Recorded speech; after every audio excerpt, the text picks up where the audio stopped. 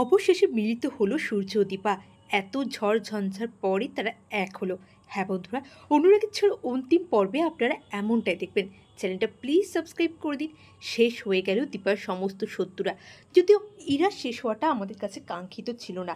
ইরা যে এইভাবে নিজের জীবন বলিদান দিয়ে দীপাকে আর সূর্যকে বাঁচাবে, এটা দর্শক বন্ধুরা কেউই কল্পনাতেও ভাবতে পারেনি। কিন্তু ইরা তেমনটাই করলো। ওইদিকে মিশকার কথা বলল দীপা তবলাকে যে দাদা, ওর একটা কিছু ব্যবস্থা করতে হবে। ওকে আমাদের জীবনে আর ফিরে আসতে দিলে চলবে না। মিশকা এমনিতেই আমাদের জীবন থেকে অনেকটা মধুর সময় কেটে নিয়েছে। আমাদের জীবনে 6টা বছর ও কেড়ে নিয়েছে। আর না দাদা, ওকে এবারে আমাদেরকে শেষ করতেই হবে। আমি আমার ডাক্তারবাবু আর সোনার উপর মাঝে আর কাউকে চাই না। হ্যাঁ বন্ধুরা, এইভাবেই হয়তো আস্তে আস্তে অন্তিম পর্বের দিকে এগিয়ে যাচ্ছে আমাদের সকলের প্রিয় ধারাবাহিক অনুরাগের ছোঁয়া। কারণ আস্তে আস্তে তো সূর্যেরও সমস্তটা মনে পড়ে গেল। সূর্য মনে করতে পারলেও তার বাবা মাকে। এবারে হয়তো আস্তে আস্তে যত সময় যাবে, বছরের পর বছরের ঘটনা তার মনে পড়বে।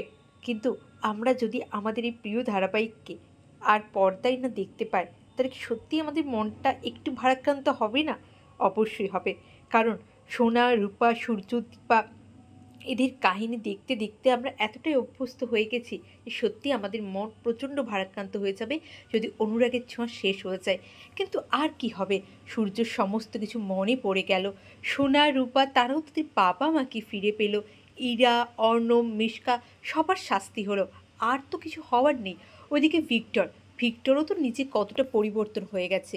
ভিক্টর এখন কতটা ভালো হয়ে গেছে। সে সব কিছু ভালো করতে চায়, সবাইকে নিয়ে চলতে চায়। এমনটাই দেখবেন আপনারা অনুরাগের ছোঁয়ার আগামী পর্বগুলিতে। অন্তিম পর্বের দিকে পৌঁছে গেল অনুরাগের ছোঁয়া। অনুরাগের ছোঁয়া শেষ হয়ে যাক, না এইভাবে পর্দায় আসতে থাকুক, আপনারা কোনটা প্রেফার করবেন অবশ্যই কমেন্ট করে জানাবেন। দীপা সূর্যের মিলন দেখার জন্য কি আপনারা অধীর আগ্রহে নেই? অবশ্যই আছেন। তাই তো দীপা সূর্যের মিলন আমরা খুব তাড়াতাড়ি দেখতে পাবো। হ্যাঁ বন্ধুরা, অনুরাগের ছোঁয়ার আগামী পর্বগুলিতে এমনটাই হবে। চ্যানেল নতুন হলে চ্যানেলটা